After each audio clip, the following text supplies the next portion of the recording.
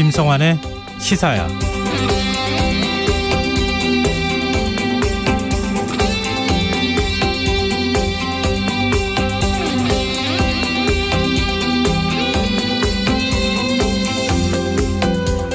안녕하십니까.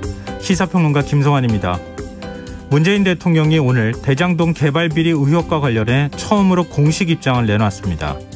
신속하고 철저한 수사를 통해 실체적 진실을 규명하는 데 총력을 기울여달라고 지시한 건데요. 문 대통령의 발언이 갖는 의미 어떻게 봐야 할까요? 야당은 문 대통령의 발언이 특검을 하지 않겠다는 대국민 선언이라고 반발하고 있는데요. 검찰 수사는 한층 더 속도를 내는 분위기입니다.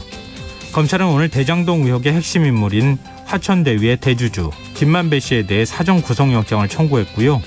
김호수 검찰총장은 검찰과 경찰의 협력을 강화하기 위해 한 라인을 구축하겠다고 밝혔는데요.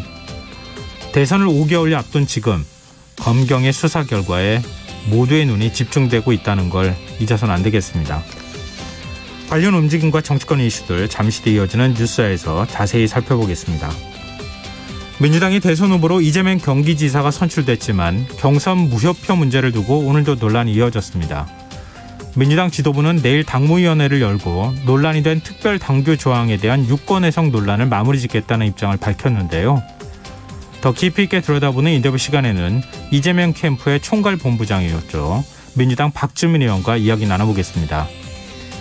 화요일마다 찾아오는 시간이죠. 빅데이터를 통해 인터넷 이슈를 살펴보는 이슈 이수다 코너도 마련돼 있으니까요. 많은 관심 부탁드립니다. 김성환의 시사에는 청취자 여러분의 많은 관심과 참여를 기다립니다. 시사 애청자분들이라면 저희가 라디오 청취율 조사 기간을 맞아서 프로그램을 홍보하고 청취자분들의 참여를 독려하는 작은 이벤트 이어가고 있다는 거 다 아실 텐데요. 오늘은 시사야에 대한 삼행시를 받아보려고 합니다. 문자 주신 분 가운데 10분 추첨해서 모바일 치킨 쿠폰 선물로 드릴 텐데요. 혹시나 저희 프로그램에 대한 관심과 사랑을 더더욱 표현하고 싶은 청취자분들이 계시다면 김성환의 시사야 6행시도 한번 받겠습니다. 참여하실 번호는 샵9730이고요. 짧은 문자는 50원, 긴 문자는 100원의 이용료가 부과됩니다. 콩 게시판을 통해서도 무료로 참여하실 수 있고요. 콩 어플리케이션과 KBS 라디오 유튜브 채널을 통해서도 저희 방송을 실시간으로 시청 또 참여하실 수 있습니다. 그리고 계속해서 부탁드리고 있는데요. 라디오 청취율 조사 유선 전화로 진행하고 있으니까요. 02로 시작되는 전화가 오면 꼭 받아주시고 김성환의 시사회를 외쳐주시면 큰 힘이 될 것 같습니다. KBS 라디오 김성환의 시사야. 그럼 지금 시작하겠습니다.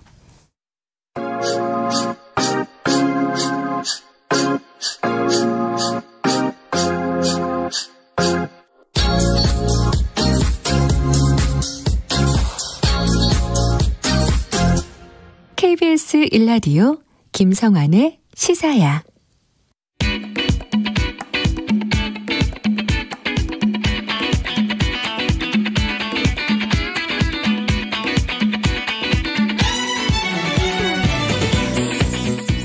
오늘 놓쳤던 뉴스 꼼꼼히 정리해드리는 뉴스야 시간입니다. 곽재훈 프레시안 기자 나와주셨습니다. 안녕하세요. 네, 안녕하세요. 네. 문재인 대통령이 대장동 개발 비리 의혹과 관련해 처음으로 입장을 밝혔어요. 네, 문재인 대통령이 대장동 개발 특혜 의혹과 관련해서 검찰과 경찰은 적극 협력해 신속하고 철저한 수사로 실체적 진실을 조속히 규명하는 데 총력을 기울여달라고 말했다고 박경미 청와대 대변인이 청와대 브리핑을 통해 전했습니다. 이 사안 관련 문 대통령의 직접 발언이 알려진 것은 처음인데요. 청와대는 지난 5일 대장동 의혹 관련해서 엄중하게 지켜보고 있다, 이런 입장을 낸 바가 있었습니다. 근데 청와대는 문재인 대통령의 입장 표명이 정치적으로 해석되는 것에 대해서는 조금 경계를 하는 분위기인데요. 문 대통령의 입장 표명 시점이 왜 지금인지에 대해서 혹시 해석이 어떻게 나옵니까?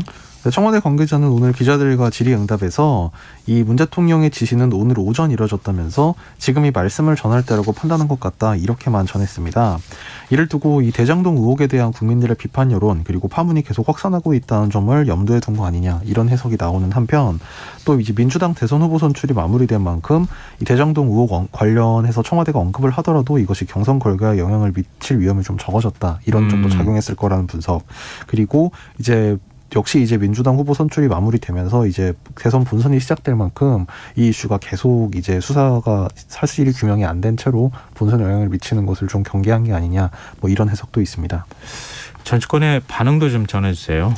네, 민주당은 전적으로 동의한다 이런 입장을 밝혔는데요. 민주당 이소영 대변인은 그동안 민주당은 국민의 의문을 해소하고 부동산 개발을 둘러싼 비리를 척결하기 위해 그 대상을 막론하고 수사기관이 신속하고 전면적인 수사를 해야 함을 계속해서 강조해왔다고 밝혔습니다. 이재명 후보 측 관계자도 오늘 언론과의 인터뷰에서 철저한 수사를 하라는 지시는 당연하지만 당내 경선 중에는 오해를 살 수 있으니 뒤로 미룬 것으로 보인다 하면서 이 청와대가 진상규명에 힘을 실어준 것 아니냐 이런 해석을 내놓기도 했습니다. 이 후보 측 다른 인사는 후보가 자신 있고 떳떳하게 대응하니 청와대도 신속히 수사하자고 결단을 내린 것 아니겠느냐면서 이재명 후보에게 아무 문제가 없다는 것을 청와대도 알고 있다는 것이라고 주장했습니다. 반면 국민의힘은 이 문재인 대통령의 언급에 대해서 특검을 거부하겠다는 대국민 선언이다 이렇게 비판을 했는데요. 네. 문 대통령 언급 중에 검찰과 경찰은 적극 협력하여라고 한 부분에 대해서 이제 이거는 특검을 하지 않고 기존 검찰과 경찰 수사를 계속하라는 뜻이다. 이제 이 부분에 방점을 찍은 겁니다. 김기현 국민의힘 원내대표가 오늘 국회에서 예정에 없던 긴급 기자회견을 열어서 이런 주장을 폈는데요. 김 원내대표는 특검을 촉구하는 압도적 국민 여론을 문 대통령이 우회적으로 배척하는 것이라면서 당군 일의 최대 개발 비리에 몸통을 비호하는 길에 선 것이라고 볼 수밖에 없다고 주장했습니다. 그러면서 오늘 대통령 발언으로 특검 필요성은 더욱 절실해졌다면서 비리를 덮으려는 권력에 맞설 유일한 방법은 특검밖에 없다고 강조했습니다. 네, 이런 가운데 검찰이 화천대유 대주주 김만배 씨에 대해 사전 구속영장을 청구했다는 소식도 들렸어요. 네, 오늘 검찰이 김만배 씨에 대해서 전격 구속영장을 청구하면서 수사 속도를 한층 끌어올렸습니다. 김 씨는 어제 피의자 신분으로 검찰에 출석해서 오늘 새벽 1시까지 그 자정을 좀 넘긴 시간까지 지금 조사를 받고 기각을 했는데요. 네. 결국 조사가 끝난 시점 기준으로 하면 채 하루도 안 돼서 하루 만에 이제 검찰이 구속영장을 청구를 한 겁니다. 상당히 좀 이례적인 일인데요. 이 김만배 씨가 소환 불응 등 이 조사에 비협조적인 태도를 보이지 않는 데다가 이 조사를 할 분량이 방대하다 이제 이런 점 때문에 아무래도 몇 차례 추가 조사를 진행한 뒤에 신병 처리 방향이 결정되지 않겠느냐 이런 예측이 법조계 안팎에 있었는데 오늘 이제 전격적으로 구속영장을 신청한 데 대해서는 이미 확보한 범죄 단서가 적지 않은데 이 김만배 씨가 자신을 둘러싼 의혹에 대해서 일관되게 전면 부인하고 있다. 아무래도 이 점 때문에 좀 증거인멸 우려가 있다. 이런 판단을 한 게 아니냐는 분석이 나옵니다. 김 씨에 대한 영장 실질 심사는 오는 목요일 오전 10시에 열립니다. 네. 민주당 대선 후보인 이재명 경기도지사는 오늘 긴급 현안 기자회견을 열었어요. 네, 이재명 민주당 대선 후보라고 해야 될 것 같은데요. 네. 이재명 후보는 오늘 기자회견을 열어서 당초 계획과 입장대로 경기도 국감을 정상적으로 수감을 하기로 했다고 밝혔습니다. 이 지사는 오늘 오후 경기도청에서 온라인으로 긴급 현안 기자회견을 열어서 많은 분이 도지사직을 언제 사퇴하는지 관심을 두고 계시고 전화가 많이 와서 공개적으로 알려드린다면서 이렇게 밝혔습니다. 이재명 후보는 정쟁이 될 것이 분명한 국감에 응하는 도지사로서의 책임도 중요하지만 집권 여당 책임도 중요하니 조기 사퇴해 이 대선에 집중하는 게 좋겠다는 당 지도부 건의도 충분히 이해한다면서도 숙고 결과 저의 당초 입장대로 국감에 임하기로 했다고 다시 밝혔습니다. 네. 또 어제 송영길 대표가 이재명 경기도지사에게 지사직 사퇴를 권유한 것으로 알려졌지 않습니까? 근데 이 지사가 지도부 제안을 거부하고 국감에 출석하기로 한 배경 어떻게 보세요? 아무래도 이 대장동 관련 의혹에 대해서 정면 돌파하지 못한다면 향후 본선 선거전도 좀 어려워질 수밖에 없다. 이런 판단이 작용을 하면서 결국은 이 본인에 대해서 제기된 의혹을 본인이 직접 이 국감장에 나서서 출석을 해서 해명을 하겠다. 이런 후보의 의지가 작용을 한 것으로 보이고요. 네. 또 이제 야당, 그러니까 국민의힘 측에서 이재명 후보에 대해서 관련해서 이 증언이나 본인에 대한 해명을 피하고 있다. 국정감사를 받지 않기 위해서 사퇴했다. 이런 프레임을 걸는 데 대해서 좀 사전 차단하려는 그런 포석도 깔린 것으로 분석이 됩니다. 그렇다면 이 지사 언제 국감에 출석하는 겁니까? 네, 다음 주 월요일 오는 18일 행정안전위원회 국감과 그리고 20일 국토교통위원회 국감에 각각 이 경기도 기관장으로 출석을 하게 됩니다. 상당히 좀 그때 시끄럽겠네요. 보니까. 근데 이재명 경기지사가 문재인 대통령에게 면담을 요청했다는 얘기도 들리네요. 네, 오늘 청와대 관계자가 아까 이제 문 대통령 관련 발언을 밝히는 브리핑 자리에서 이 얘기를 전했는데요. 네. 최근 이재명 후보가 문 대통령과의 면담을 요청했다면서 그 면담에 대해 어떻게 할지 협의할 것이다 이렇게 밝혔습니다. 앞서 문재인 대통령은 지난 10일 이 민주당 대선 경선 직후에 이 지사의 후보 지명을 축하한다면서 경선 절차가 원만하게 진행된 것을 기쁘게 생각한다 이런 입장을 밝혔던 바 있습니다. 국민의힘 대선 주자들은 이 지사가 문 대통령에게 면담을 요청한 것과 관련해서 부적절한 처신이다 이런 비판을 쏟아냈네요. 네, 국민의힘 대선 주자인 윤석열 전 총장은 오늘 문재인 대통령의 이 대장동 의혹 관련 입장 표명이 나온 데 대해서 뒤늦은 수사 지시보다 청와대가 대통령과 여당 후보와의 회동 가능성을 언급한 것을 더 우려한다면서 철저히 수사하라 해놓고 의혹의 핵심 당사자를 만나겠다는 것은 모순이다 이렇게 주장을 했습니다. 또 선거 중립을 지켜야 할 대통령으로서는 매우 부적절한 처신이라고 비판을 하기도 했습니다. 국민의힘 홍준표 의원도 현직 대통령은 과거와 달리 정당 총재가 아닌 평당원이라면서 대통령은 공정한 대선 관리를 하는 자리인데 특정 당 후보와 비밀 회동하는 것은 대선에 개입한다는 의혹을 받을 수 있다고 주장을 했습니다. 한편 지난 2012년 9월 이 대선 새누리당 대선 후보 확정이 결정된 지 10여일 후에 이명박 전 대통령과 당시 박근혜 새누리당 대선 후보가 회동을 한 바가 있고요. 김대중 전 대통령도 2002년 4월 대선 후보 확정 이틀 만에 노무현 당시 민주당 후보와 회동을 했습니다. 그럼 새로운 일은 아닌 거네요. 보통 여당 대선 후보가 선출이 되면 대통령과 면담을 하죠. 네. 지금 여러분께서는 KBS 라디오 김성환의 시사야와 함께하고 계십니다. 계속해서 뉴스야 이어가겠습니다. 이 3주 동안 진행되는 국정감사 오늘로 이제 반환점을 돌았는데요. 여야가 서로를 향해 맹탕 국감의 책임론을 거론하고 있어요. 네, 오늘 국정감사가 열린 상임위 곳곳에서 이 대장동 개발 의혹 관련한 이제 정치 공방이 지속이 됐는데요. 특히 법제사법위원회 그리고 정무위원회가 거의 판박이 양상을 보였습니다. 이 야당에서는 이 대장동 의혹을 언급을 하면서 이재명 지사에 대한 공세를 폈고, 거꾸로 여당에서는 고발 사주 의혹, 이제 이런 의혹들을 겨냥하면서 윤석열 전 총장에 대한 비판을 한 건데요. 먼저 정무위원회 국민권익위원회 대상 국정감사에서 야당은 이제 화천대유 소유주 김만배 씨의 청탁금지법 위반 의혹을 제기를 하고 나섰습니다. 국민의힘 강민국 의원은 김만배 씨가 언론인, 그러니까 경제지 부국장 신분으로 법조인 등 관련인들과 함께 지역 개발 사업에 참여해 천문학적 배당금 수익을 얻었다면서 명백한 청탁금지법 위반인데 권익위가 고발 조치를 안 하고 있다 이렇게 주장을 했습니다. 또 같은 당 윤두현 의원은 유동규 전 성남도시개발공사 본부장을 겨냥해서 무자격자가 그 자리에 가서 한 일이 개발 비리를 저지른 것이다. 또 이제 유 전 본부장이 이제 뒤에 경기개발공사 사장으로 가서 지인에 대한 부정 인사를 하기도 했다. 이런 주장을 폈습니다. 이에 맞서 민주당은 이제 윤석열 전 총장을 겨냥해서 고발 사주 의혹 등을 집중 비판을 했는데요. 민주당 박성준 의원은 이 법사위에 이 공수처 대상 첫 국정감사에서 윤 전 총장에게 이 고발 사주 의혹이 보고됐거나 묵인됐을 가능성이 크다면서 철저한 수사를 촉구했습니다.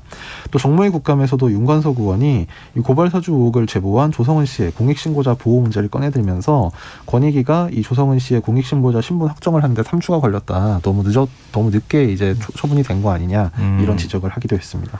증인 채택 문제를 두고도 설정이 벌어졌어요. 네, 정무위 국정감사에서 있었던 일인데요. 이 민주당 간사인 김병욱 의원이 먼저 이 도이치모터스 주가 조작 사건 진상규명을 위해 김건희 씨를 증인으로 부르고자 여러 차례 여당 간사에게 요청했지만 확답이 없다 이렇게 주장하면서 김건희 씨를 증인으로 부르자는 취지의 주장을 했습니다. 그러자 야당의 이 간사, 국민의힘 간사인 김효곤 의원은 애초 증인 문제가 교착 상태에 빠지게 된 건 대장동 관련 증인 40여 명을 여당이 한 명도 안 받아준다고 하는 바람에 이렇게 된 것이다 라고 하면서 이 민주당 3차 선거인단 경선 결과는 대장동 게이트에 대한 국민의 거센 분노를 보여준다. 여당 대선 후보라면 국민적 의혹에 떳떳하게 나와서 답해야 된다. 이재명 지사가 국감에 출석해서 답변할 것을 요구를 했습니다. 서로가 서로한테 유리한 쪽만 지금 증인 채택하려고 하는 거 아닌가 그런 생각이 드는데요. 네, 그래서 여야 의원들 간에도 좀 자성의 목소리가 나오기도 했는데요. 정무위 국감장에서 한 야당 의원이 이럴 거면 국정감사를 하지 말고 차라리 여야 대선 후보들 여기 앉혀놓고 토론을 시키자 이런 주장을 하기도 했습니다. 성명서까지 발표되는 일이 있었다고 하는데 이건 뭡니까? 성명서 발표는 이제 행정안전위원회에서 있었던 일인데요. 역시 이제 대장동 개발 사업 관련해서 증인 채택을 여당이 받아주지 않는다 이런 취지였습니다. 국민의힘의 행정안전위원들이 오늘 기자회견을 열어서 국민의힘은 대장동 개발 사업 특혜 의혹을 포함해 국민적 의혹 해소에 도움이 될 수 있도록 지난 10월 6일 경기도 국정감사 증인 및 참고인으로 51명을 신청했는데 여당은 협의를 피하며 대장동 관련 증인 참고인은 채택할 수 없다는 입장을 고수하고 있다. 이렇게 주장을 했습니다. 오늘 공수처국감도 있었죠? 네, 공수처가 이제 올해 1월에 설립이 됐으니까 네. 첫 국정감사가 열린 건데요. 역시나 이제 여야 간에 그 여당은 고발사주 의혹 그리고 야당은 대장동 의혹을 거론하면서 공방이 오갔습니다.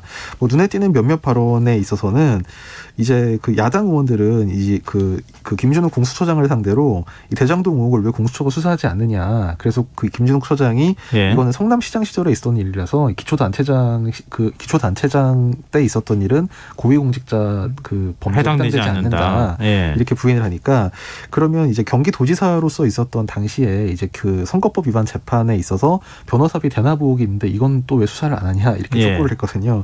그랬더니 김준욱 처장이 이에 대해서 지금 공수처 인력이 상당히 부족하다면서 법 개정을 통해 인력을 좀 늘려주시면 검토해보겠다. 이런 취지의 답변을 한 게 좀 눈길을 끌었고요. 네.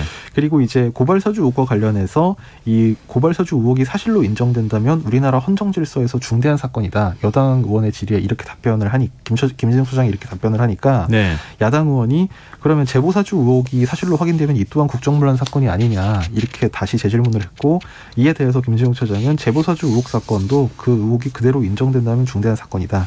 뭐 이렇게 답변을 했습니다.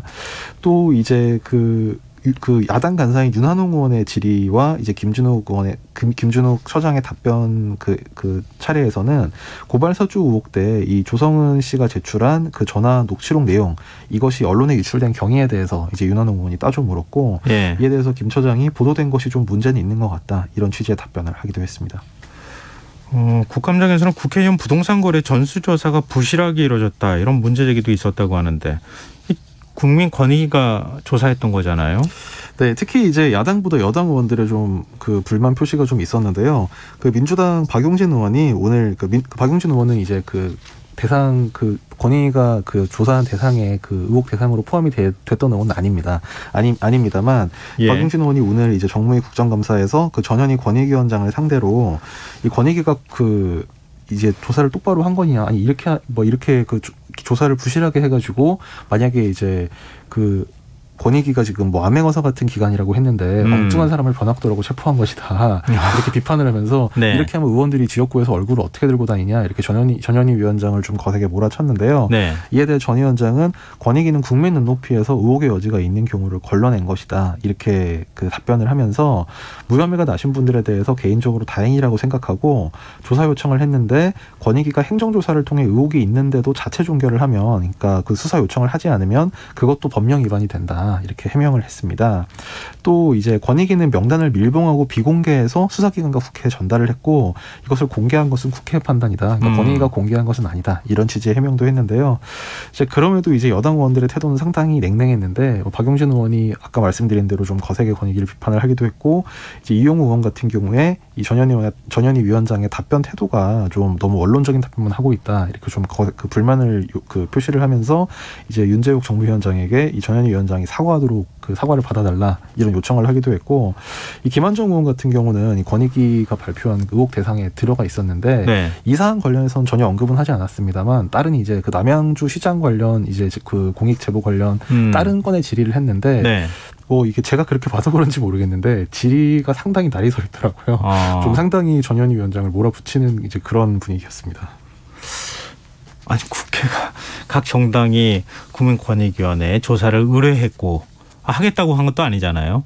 의뢰했고 결과를 밀봉해서 경찰에 전달했는데 각 당이 공개했고 근데 권익위가 조사 잘못했다고 지금 국회의원들은 권익위 질타하고 이런 상황을 어떻게 봐야 될지 참. 또 국감장에서는 조국 전 장관 딸이 소환되기도 했다면서요. 네, 오늘 이제 한국전력공사가 이제 국회 산업통상자원 중소벤처기업위원회의 그 국정감사를 받았는데요. 이 감사에서 이제 조국 전 법무부 장관 딸 조민 씨의 거취가 좀 도마에 올랐는데 그 내용은 이런 거였습니다. 그러니까 국민의힘 김정재 의원이 지적한 내용인데요. 그 한전산하 한일병원에서 지금 이 조민 씨가 인턴 의사로 근무를 하고 있는데 네. 이에 대해 법원 판결에 따라 이 부산대 의전원 입학이 취소됐고 입학이 취소되면 의사 국시 응시 자격이 없어서 결국 의사 면허도 취소될 수밖에 없다. 그러니까 당장 진료에서 배제해야 되지 않느냐 이렇게 주장을 하면서 특히나 한 달에 400만 원씩 월급을 지급하는 것은 국민 정서에 맞지 않는다 이런 주장을 폈습니다. 이에 대해 이 한전의료재단 이사장을 겸하는 정승일 한전사장은 법적으로 어떻게 정확하게 가려져야 하는지 다시 들여다보겠지만 최종적으로 취소가 확정될 때까지는 의사 자격이 유지되는 것으로 법적 해석이 가능하다 이렇게 답변을 했습니다. 네. 이제 대선 경선 얘기도 좀 해볼까요? 이낙연 전 대표 캠프 측에서 지금 이제 논란이 되고 있는 당규 규정 해석과 관련해서 당무위원회 소집을 요구하지 않았습니까? 민주당이 그 요구를 받아들였어요. 네, 결국 그래서 내일 당무위원회가 열리기로 했습니다. 이 고용진 민주당 수석 대변인은 오늘 기자들과 만나서 내일 오후 1시 반에 예정돼 있던 의원총회를 뒤로 미루고 그 시각에 당무위원회를 열겠다면서 이낙연 캠프의 요구에 응해서 유권 해석을 받는 절차를 할 것이라고 밝혔습니다. 앞서 이제 이낙연 전 대표 측에서 이 특별 당규 조항을 해석하면 이 정세균 전 총리의 표 그리고 김두관 의원이 받은 표를 유효표로 포함시켜야 한다. 그러면 이재명 후보의 득표율이 과반 50.29%에서 과반 이하로 떨어져서 결선 투표를 해야 한다. 이런 취지의 주장을 한 데 따른 건데요.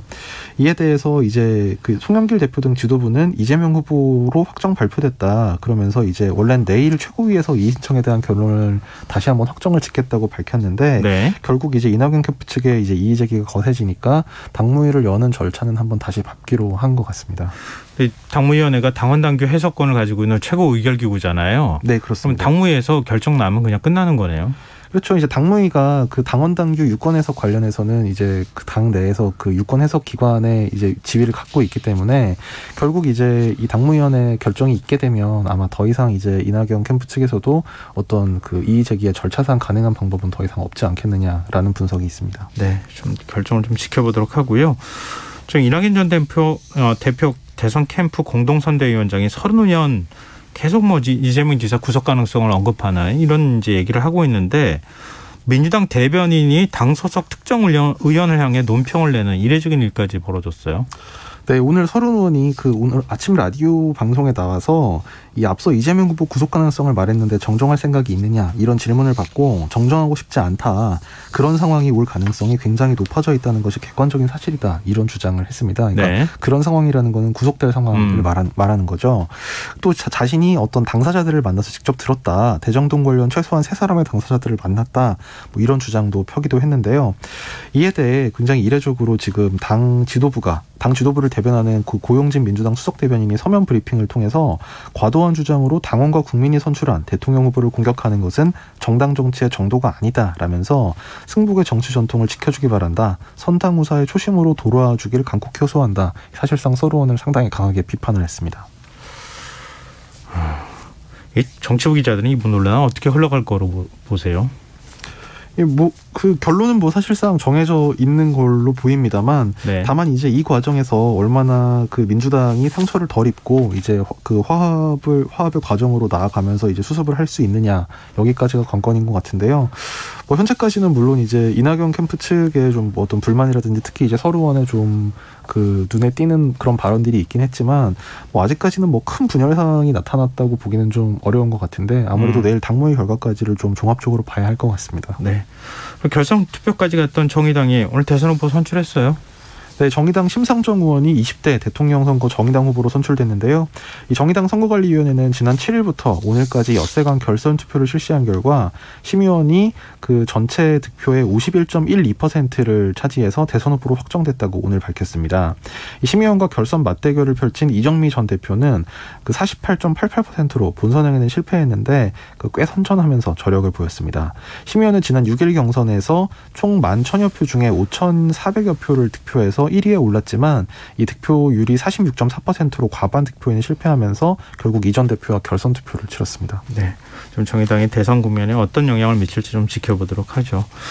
그리고 저희가 앞서 청취율 조사 기간을 맞아서 시사에 대한 삼행시 이벤트 청취자 여러분들께 문자 받는다 이렇게 말씀드렸는데요. 김성환의 시사 6행시도 받고 있기도 합니다만 청취자분들께서 8724 님께서 시시하지 않고 사사롭지 않고 야단스럽지 않은 방송 이렇게 삼행시 보내주셨고요.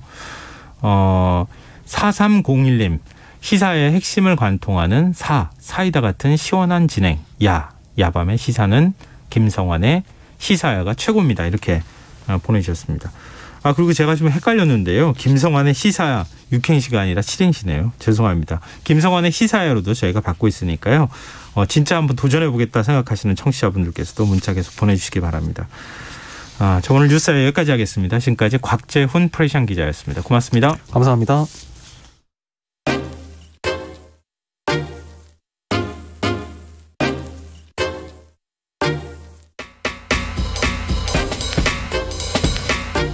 바쁜 당신이 알아야 할 모든 것 여기에 있습니다. KBS 1라디오 김성환의 시사야. 민주당 대선 경선 결과가 발표된 지 사흘째 접어들었지만 이낙연 전 대표 측에서 여전히 결선 투표를 요구하는 등 당내 갈등이 계속되고 있습니다. 민주당 지도부는 내일 당무위원회를 소집해서 최종 결론을 내기로 했는데 경선 후유증을 극복하고 과연 원팀을 이룰 수 있을지 관심이 모이는데요. 이재명 캠프의 총괄 본부장이셨던 더불어민주당 박주민 의원 연결해서 이 문제와 관련해 조금 더 자세한 얘기 나누겠습니다. 의원님 안녕하십니까? 안녕하십니까? 네, 일단 캠프는 해단식을 가진 거죠? 네, 해단식이라고 할 것까지는 없고요. 예. 의원들 간의 줌으로 해단하는 차원의 회의를 한번 했고 또 해단 관련해 기자회견을 했고 그렇습니다. 예.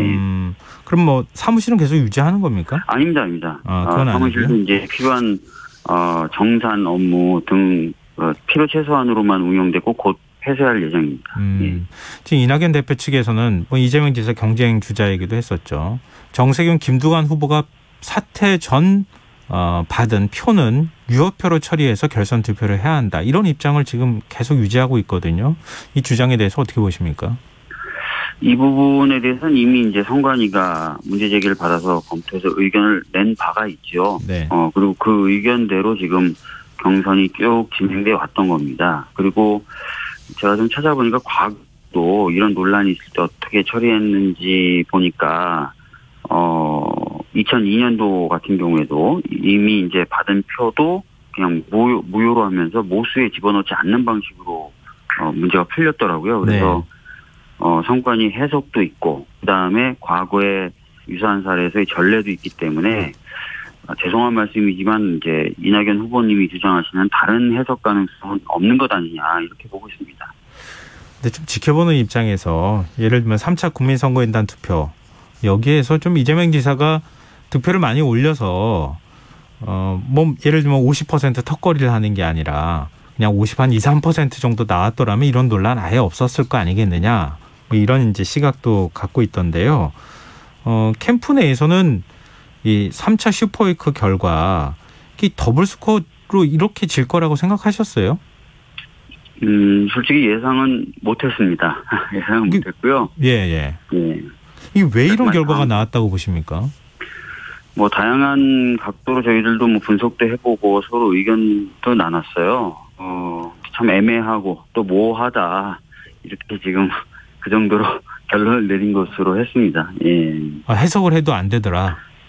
그러니까 지금 보면은 여러 가지 이제 이유들 되시는 분들이 계세요. 근데 서울 지역 권리당원 투표하고 완전히 똑같은 시기에 이루어진 데다가 서울 지역 권리당원은 모수가 굉장히 큰 집단입니다. 그리고 전국 여러 지역 출신 분들이 서울에서 모여 사시기 때문에 권리당원 구성도 바로 지역성이 또 대표되고 있어요. 그래서 이 흐름하고 정반대의 결과가 나온 거 그리고 아시다시피 이제 지금까지 쭉 진행되었던 지역 경선과 1, 2차 선거인단 결과하고도 좀 배치되는 거 그리고 최근에 여론조사 언론기관들이 하는 여론조사 흐름하고도 좀 다른 결과가 나온 거 그래서 저희들로서는 좀 애매하고 모호하고 좀 이상하다 이렇게 생각은 하고 있지만 정확히 어떤 일지에 대해서는 파악하지 못하고 있는 상황입니다. 예. 네.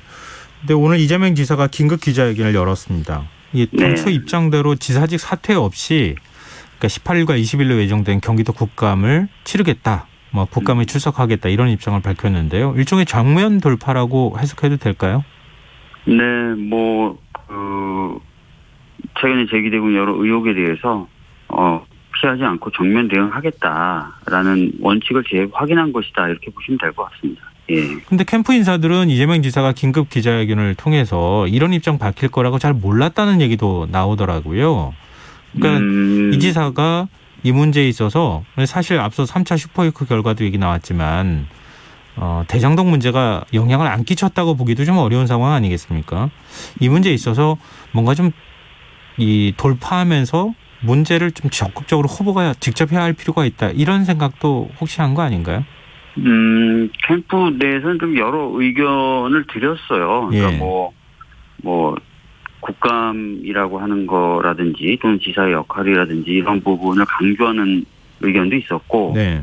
반면에 이제 당의 후보가 되면은 당 후보로서 역할도 굉장히 중요하지 않겠느냐라는 의견도 있었고요.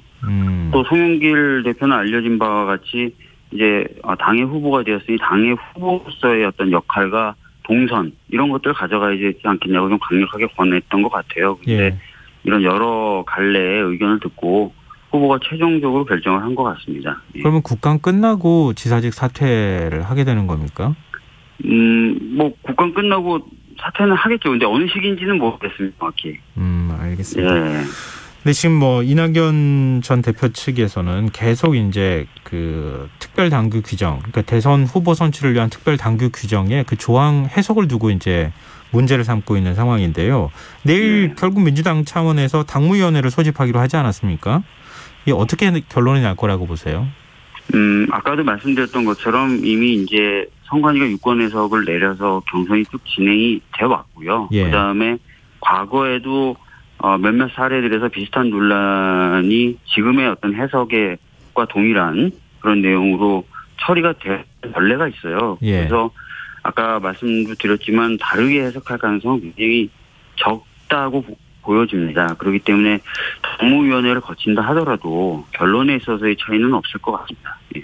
만약에 논란 끝에 결론이 안 나오거나 아니면 정반대 결론이 나올 가능성에 대해서는 어떻게 보세요? 글쎄요, 뭐 굉장히 좀 낮게 보거든요. 그런 가능성은. 네. 알겠습니다. 그럼 좀 지켜봐야 되는 상황인 것 같고요.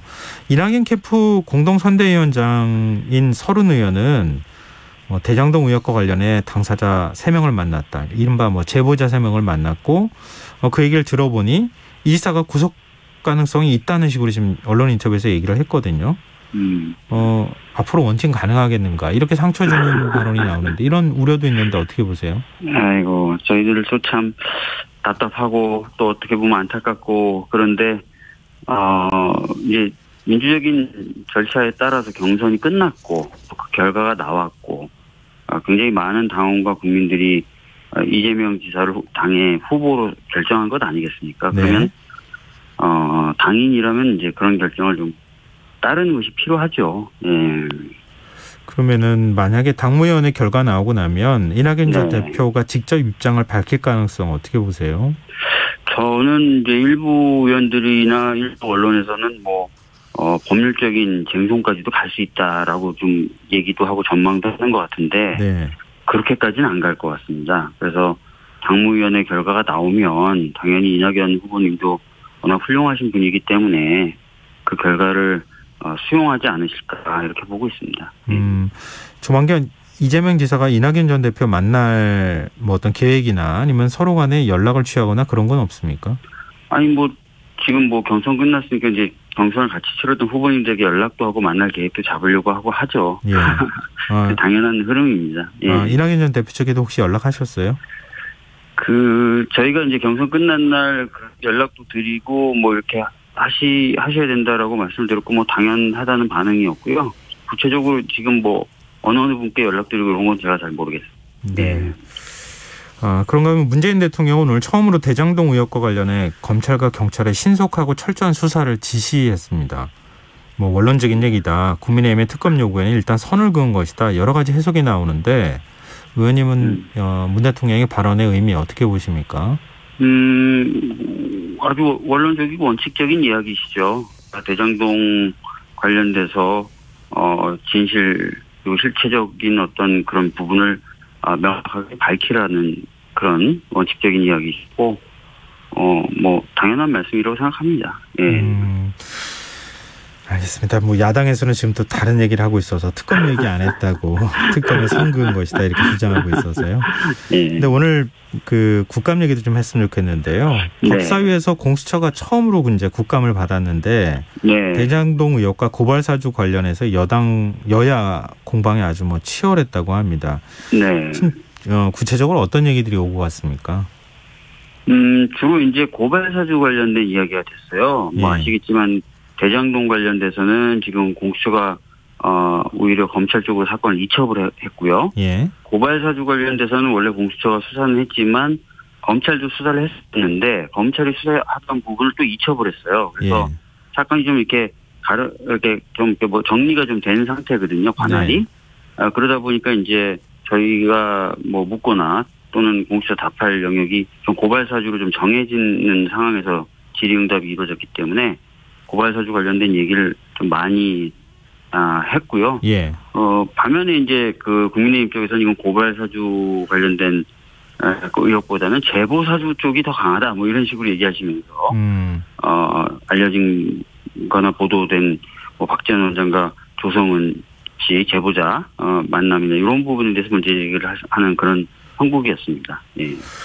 지금 고발 사주 의혹, 뭐 아직 어디까지 공수처가 수사하고 있는지는 알지는 못하지만 의혹의 핵심이 어디 있다고 보십니까? 뭐 윤석열 전 검찰총장 당시에 검찰 권력을 사유화해서 본인들의 가족을 비호하고 반대로 정치적인 반대자들에 대해서 공격을 했다. 이게 이제 의혹의 핵심 아닙니까? 그러니까 이거 단순하게 고발 사주한 게 아니라 선거에 개입하고 또 정치 권력을 검찰 권력으로 공격을 했다.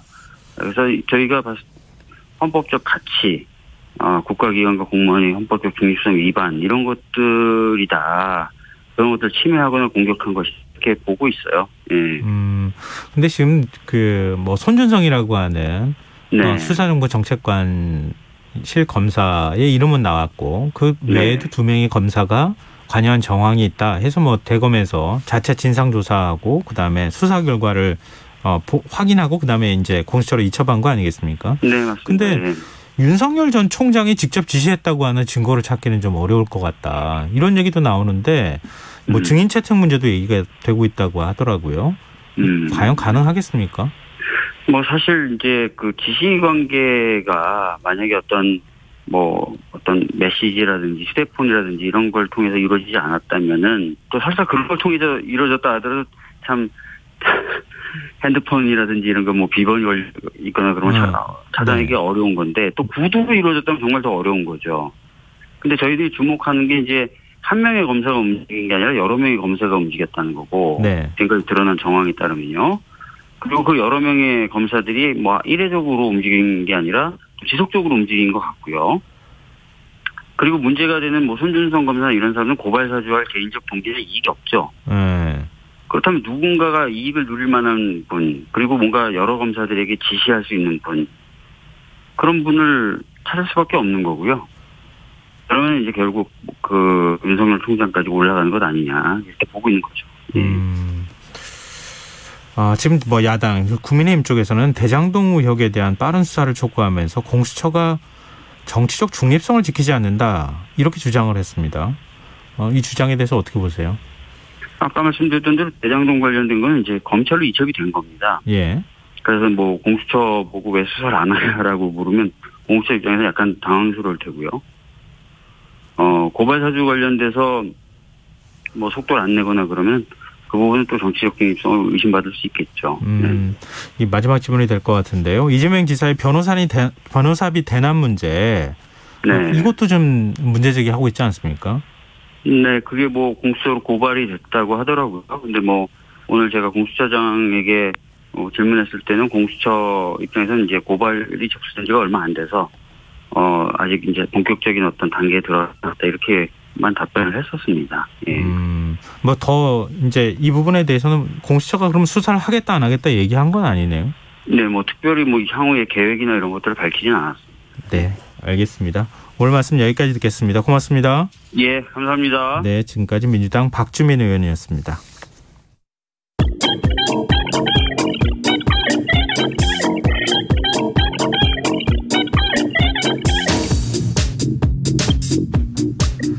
빅데이터로 인터넷에서 화제가 되고 있는 이슈를 살펴보는 시간입니다. 이슈 이수다. 빅데이터를 읽어주는 남자, 한국인사이트 연구소 김덕진 부소장 스튜디오에 나와 계십니다. 안녕하세요. 네, 안녕하세요. 반갑습니다. 김덕진입니다. 근데 어떻게 이렇게 얘기하실 때마다 똑같아요. 톤이, 인사하시는 톤이.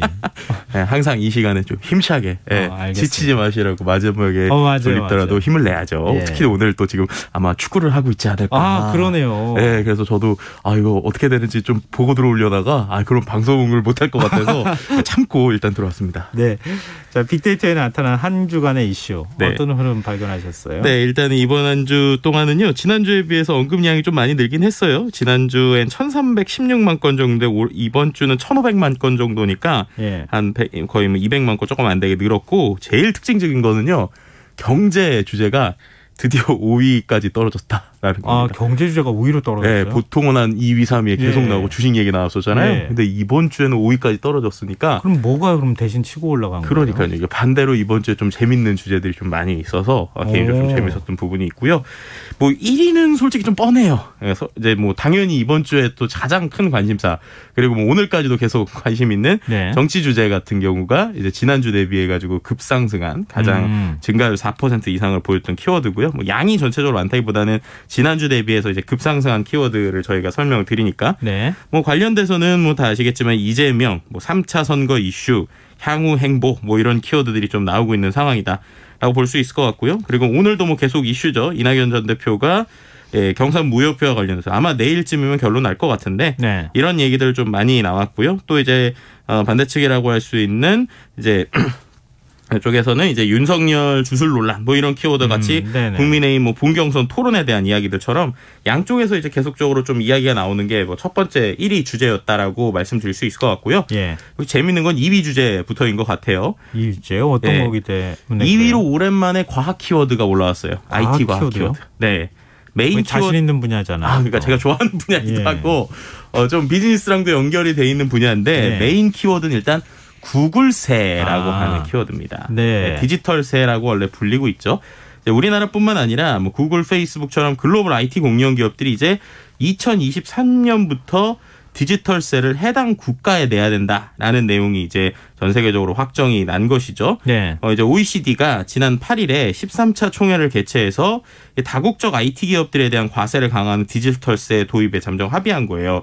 이게 우리나라에서도 상당히 항상 이슈가 되는 건데, 예를 들면 구글, 넷플릭스 같은 큰 IT 기업들이 돈은 전 세계에서 벌잖아요. 근데 세금은 보통 본사 혹은 그 물리적인 서버가 있는 나라에 내고 있습니다. 그러다 보니까 세금을 가장 적게 받는 나라에 이 기계, 그러니까 어떻게 보면 저장 장치 서버를 두고 이제 세금을 줄여온 것이에요. 그러니까 지금의 모든 법들이 물리적으로 우리가 이제 회사 본사가 있는 것처럼 IT 회사인데도 물리적으로 기계의 기지라고 할 수 있는 서버가 있는 곳에서 세금을 걷었던 기존의 방식이 있었던 것이죠. 그러니까 조셉 회피처 같은 곳에다가 본사 주소지 두고 그러니까요. 세금 적게 내는 곳으로 이렇게 마치 도망 가듯이 가서 숨어가지고 거기서 세금 조금 내고 말아버린다는 거잖아요. 그렇죠. 그게 이제 우리나라뿐만 아니라 유럽에서도 이제 상당히 화제가 됐던 거예요. 왜냐하면 미국 기업들이 유럽에서 돈을 많이 벌어가는데 돈은 이제 본인들의 국가에 내지 않는다, 세금은 안 낸다, 이런 얘기가 있다 보니까 이번에 전 세계 나라들이 모여서 이들 기업에게 어떻게 보면 돈을 버는 나라에 세금을 내도록 합의한 거예요. 그래서 이거를 디지털세라고 한 게, 보통 이런 디지털 IT 기업들이 이런 것들을 많이 하고 있어서 디지털 세금이라고 보시면 될 것 같고요. 실제 이제 국내만 하더라도 네이버 같은 경우는 지난해 우리나라에서 한 5조 원 정도 매출을 했거든요. 세금을 4,300억을 냈어요. 구글도 비슷하게 일단은 국내에서 5조 정도로 추정되게 매출을 벌었습니다.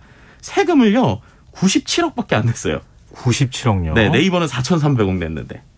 이게 왜 그러냐? 이게 말씀드린 대로 법인세율이 우리보다 낮은 싱가포르로 일단은 거기다가 서버를 두고 신고를 한 거예요. 아시아 본부 같은 거. 그렇게 되니까 이제 거기에 이제 법인세율이 낮은 곳에 서버를 두고 영업을 했고요. 이런 건 이제 구글뿐만 아니라 페이스북이나 넷플릭스 같은 글로벌 IT 기업들이 대부분 조세 회피 방법이었는데, 이번에 이제 디지털세로 이제 그런 거 못하게 하겠다라고 보시면 될 것 같고, 전 세계 130여 개 나라들이 참여를 했습니다. 실제 또 이제 이거와 또 한 가지 나온 게 법인세율 같은 경우를 전 세계적으로 최저 법인세율을 정했다는 것 좀 의미가 있어요. 예를 들면은 아일랜드 같은 경우에는 법인세율이 12.5%거든요. 네. 그래서 뭐 구글이나 애플, 페이스북 같은 기업을 이제 그렇게 하면서 유치를 하려고 하는 거예요. 우리가 법인세가 낮다. 근데 이것도 최저 법인세율을 15%로 이번에 정했습니다. 그러니까는 매출액 1조 원 이상의 다국적 기업은 이제 어느 나라로 가서 돈을 내든 최소 15%의 세금은 내야 된다라고 이제 가이드라인이 잡혔다고 보시면 될 것 같아요. 최첨단을 달리고 있다고 하는 IT 기업들이 네. 세금 회피에 있어서도 최첨단을 달린 셈이 되는데 하여튼 국제적 공조가 시작됐다. 네. 여러 가지로 의미가 있어 보이고요. 혹시 넷플릭스도 그래요? 지금 오징어 게임 투자한. 그러니까 우리가 이제 넷플릭스에 대해서 여러 가지 이제 양면에 대한 이야기를 하는 게 예를 들면 오징어 게임이라는 게 분명히 이제 어떻게 보면 시나리오가 나온 지 10년이 됐단 말이에요. 근데 10년 동안 투자를 안 했어요. 그러다가 넷플릭스가 투자를 해서 된 거니까 그런 면에서 넷플릭스 덕에 나왔네라고 볼 수 있는 거죠. 네. 근데 반대로 이제 그들의 방식 첫 번째는 예를 들면은 200억을 투자를 했는데 이제 거기에 대해서 220억 그러니까 10%에서 20% 정도 마진만 주고 그 다음에는 뭐 추가 수익이 나도 돈을 안 준다는 것도 하나가 문제가 되고 있고 두 번째 이제 세금 문제가 있는 거예요. 네. 실제로 이제 국내에서도 이번에 어떤 이슈가 있었냐면 이번에 매출과 영업이익을 공개를 했거든요. 그랬는데 지난해 매출이 넷플릭스 코리아가 우리나라에서만 4,154억의 매출을 했습니다. 근데 영업이익이 88억밖에 안 된다고 한 거예요. 그래서 이게 무슨 말인가 봤더니 매출액의 77%인 3,200억을요. 넷플릭스 본사에 수수료로 지급했다라고 표현한 거예요. 그걸 비용 처리했단 말이에요? 네. 그러니까 이제 본인들은 이제 매출액의 77%는 수수료고 우리는 이익이 88억이다. 그래서 세금 낼 게 없다. 이런 식의 이제 표현을 하는 것이죠. 그렇게 되다 보니까 이거 사회적인 책임이 있는 회사에서 이렇게 하면 안 된다라고 하고 있고요. 또 국세청이 넷플릭스에 대해서 지난 6월에 이미 한 지금까지 이런 식으로 계속 어떻게 보면은 이제 매출을 작게 얘기했었던 수익을 작게 얘기했었던 부분을 지적하면서 약 한 800억 정도의 세금 추진을 명령을 했거든요. 근데 지금 불복 의사를 밝히면서 법적 대응을 하고 있는 상황입니다. 참 이거 오징어 게임 안 볼 수도 없고. 근데 이게 팔도 안으로 굽는다고 우리나라 기업들이 외국에 나가가지고 똑같은 일을 당할 수도 있는 거 아니에요? 네, 우리 기업의 상황은 어때요? 지금 우리나라에서는 일단은 삼성전자 그리고 SK 하이닉스 이 정도가 어떻게 보면은 이번에 이 법에 좀 어느 정도 이제 영향을 받을 거라고 볼 수 있을 것 같은데 글로벌 매출에서 한국 비중이 한 16%밖에 삼성전자가 안 된단 말이에요. 그러니까 당연히 매출 비중이 높은 해외에 대해 세금이 늘어나게 되는 거죠.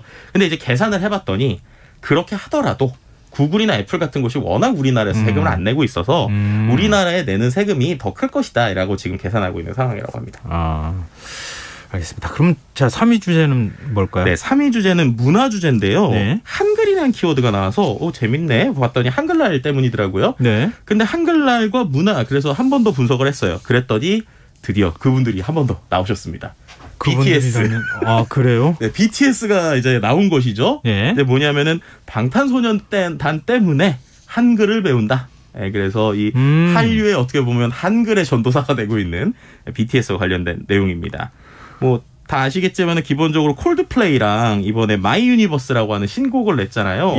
제가 너무 놀라웠던 게 그 콜드플레이 그 영국의 유명한 락 밴드가 한국어 가사를 직접 자기들이 부르는 거예요.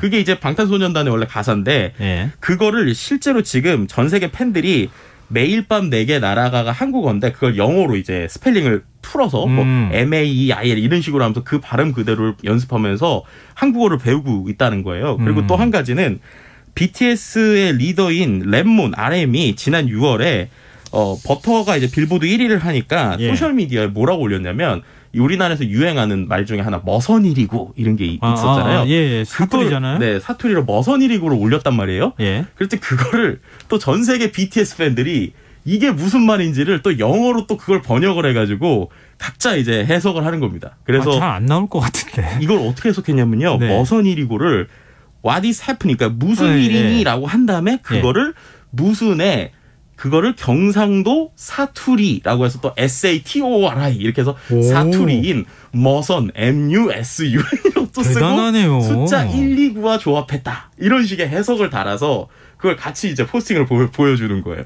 아미의 힘이 엄청나네요. 네, 그러니까 그럴 정도로 이렇게 되니까 자연스럽게 그들의 문화를 알고 싶은 외국인들이 한국어를 배우고 있고 이게 이제 계속 크다 보니까는 심지어 이 빅히트에서는요. 일종의 한글 교육 프로그램, 교육 영상 학습 교재까지 내놨습니다. BTS가 나와서 한국어를 가르치는 콘텐츠.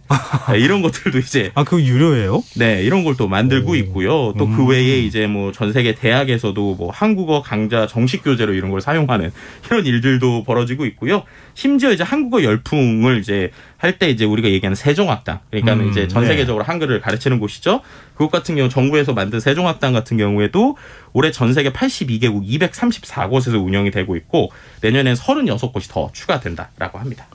자, 4위 주제는 뭡니까? 네, 4위 같은 경우에는요 생활 분야인데요. 네. 이것도 또 신조어가 하나 나왔어요. 뭐요? 빵지술래라고 들어보셨어요? 빵지술래. 빵지술래. 네. 빵 맛있는 집. 네. 술래 다니는 거죠. 그렇죠. 네. 빵캐팅은 뭔지 아세요? 빵캐팅? 빵캐팅요? 네. 모르겠는데. 저는 처음에 마케팅 하는 건가 이랬는 줄 알았는데 그게 아니더라고요. 뭐예요? 빵하고요 티켓팅이 합쳐진 겁니다. 왜 빵 먹는데 티켓팅을 해요? 그러니까요. 근데 하더라고요. 온라인에서. 그래요? 이게 뭐냐면 유명 온라인이 요즘에는 이제 실제 가서도 먹지만 이제 코로나 때문에 우리가 주문을 해서 먹잖아요. 아주 유명한 지방의 빵집은 딱 온라인의 오전 시간에만 이제 예약을 받기 시작하는 거예요. 예. 그러니까 사람들이 마치 인터넷 티켓팅 하듯이 줄을 서서 기다리다가 오픈 딱 하는 순간에 그 빵을 사려고 다 같이 클릭을 하고 있는 이런 행위가 지금 온라인에서 일어나고 있습니다. 저는 예전에 어디 지역에 네. 빵집 유명하다 그래서 네. 가가지고 그냥 아주 편안하게 빵을 우르륵 이렇게 사가지고 왔는데 어느 순간 가보니까 네. 1시간은 기다려야 빵 사는 그러니까 그렇게 돼버리더라고요. 네, 정말. 그러니까 이게 지금 MZ 세대의 좀 특징 중에 하나라고 볼 수 있을 것 같은데 빵을 단순히 먹는 것뿐만 아니라 이 모든 걸 하는 게 SNS에 인증을 올리기 위해서예요. 네, 그러니까는 어떠한 내가 이 힙하다라고 표현하는 것, 관심 있다고 하는 것을 내가 이렇게 노력했고 이것을 한마디로 얻어냈고 맛있고 나는 자랑하고 싶어라는 걸 보니까 다른 사람들도 하고 싶은 거죠. 이게 하나의 문화 현상. 그러니까 먹는 것뿐만 아니라 이 먹는 것이 하나의 컨텐츠로서 즐기는 현상이 되고 있다라는 걸 보여주는 게 이 빵캐팅 그리고 또 빵지술래라는 키워드가 좀 나와서 흥미로운 부분이 있었습니다.